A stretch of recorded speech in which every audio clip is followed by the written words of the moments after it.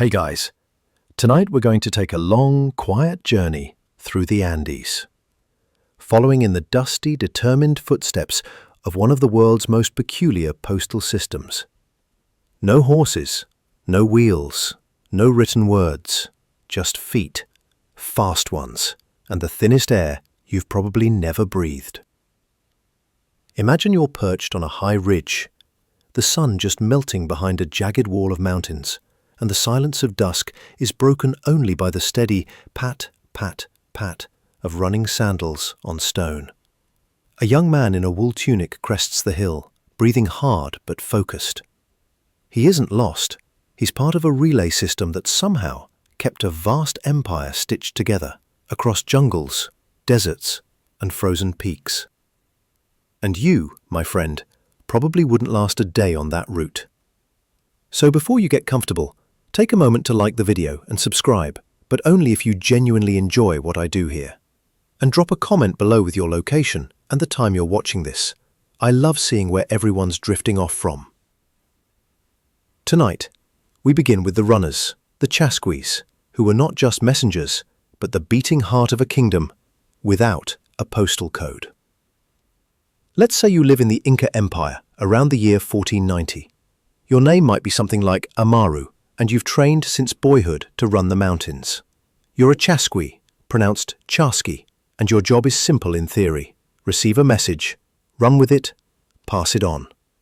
In practice, however, it means sprinting up steep Andean trails, navigating shifting weather and slippery stones, all while remembering, not reading, a set of intricate instructions.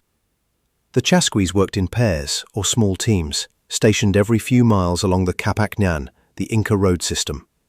Each one lived in a small hut near the trail, with dried meat, corn, coca leaves, and water waiting inside. The moment a runner saw their partner approaching, they'd grab the quipu, a knotted cord used for recording data, or simply memorize the oral message and begin their sprint. The handoff was nearly instant, like an empire-wide game of telephone crossed with a relay race.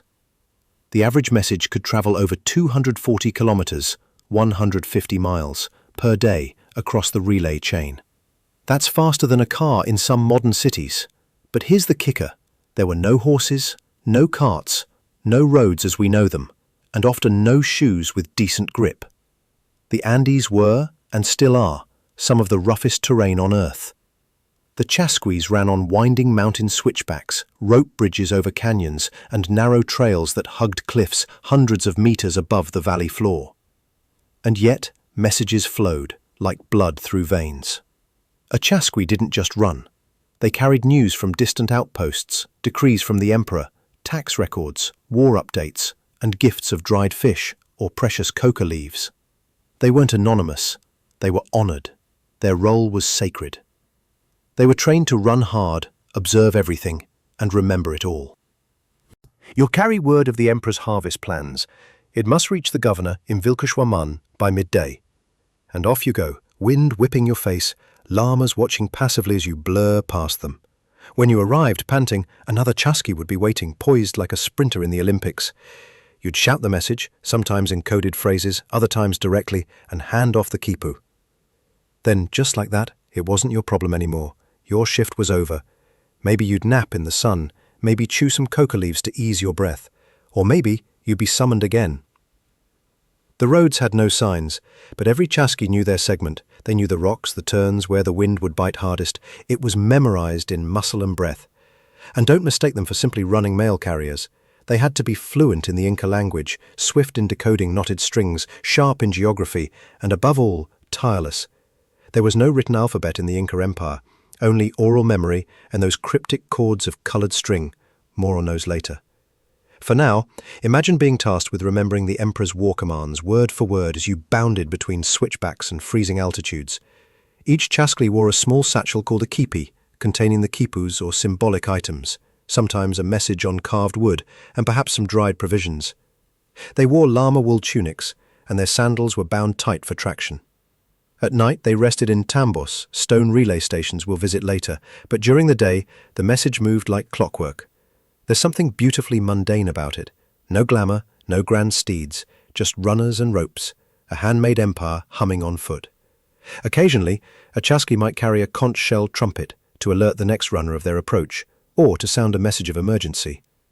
Picture the eerie, hollow call of a conch bouncing off a snowy ridge at dawn. Even the emperor, the Sapa Inca, trusted his words to these men. That alone tells you how trusted the system was. And in a world without phones, radios, or even paper, a humming network of barefoot sprinters kept it all moving. So tonight, you'll follow their steps, across ravines and red dirt trails, into villages that no longer exist, past frozen mountain passes and forgotten bridges. Their path was narrow, but their purpose utterly essential. Close your eyes. Take a long, slow breath. Imagine the stone beneath your feet and the sharp mountain air in your lungs. You've just taken the first step into the Inca Empire's extraordinary post.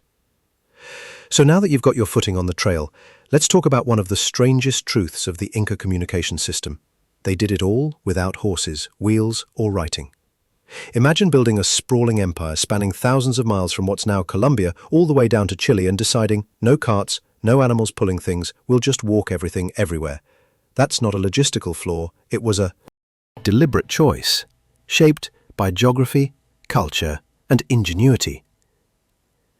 You see, the Andes aren't exactly wheel-friendly. Their ancient stone paths twist and turn like a coiled serpent, with steep inclines, tight switchbacks, and often nothing but sky on one side. A wheeled cart on those trails, you'd sooner launch it into a ravine than make a delivery. Instead of reshaping the land to suit a vehicle, the Inca adapted themselves to the land. They became masters of foot travel. Everything was sized, scaled, and scheduled around a system that assumed you walk. And when things needed to move fast, that's where the chasquis came in. Even more fascinating, they didn't use horses. In fact, horses didn't exist in South America until the Spanish brought them over in the 1500s. Before that, the closest thing the Inca had to a beast of burden was the llama, a fluffy, stubborn animal that could carry about 60 pounds on its back, but absolutely refused to be ridden. Llamas were more like hiking companions than vehicles. If they got annoyed, they'd spit, or simply sit down until they were in a better mood. Not exactly reliable express delivery. So, for urgent messages, the Inca used the best method available: fit, trained humans. Let's also take a moment to appreciate the lack of metal wheels in Inca engineering. Archaeologists have found children's toys in ancient ruins, little animals carved from stone or wood, mounted on rolling wheels. So the concept of the wheel existed, but in practice it was abandoned. The reason? Probably practical. The terrain was too rugged, and the roads too narrow for wheeled carts to be useful. In that context, foot messengers weren't a backup plan. They were the best plan. Think of how many things modern systems rely on: wheels, fuel, combustion engines, GPS, even pavement. The Inca said, let's do it with muscle, memory, and mountain paths. And it worked. Now picture this. The Sapa Inca, sitting in Cusco, wants to send word to a governor near Lake Titicaca. That's hundreds of miles away. He summons a high priest or an official, who then relays the message to the chasqui stationed just outside the city. That first runner takes off, sandals slapping the stone road, coca leaves tucked in his cheek to dull fatigue.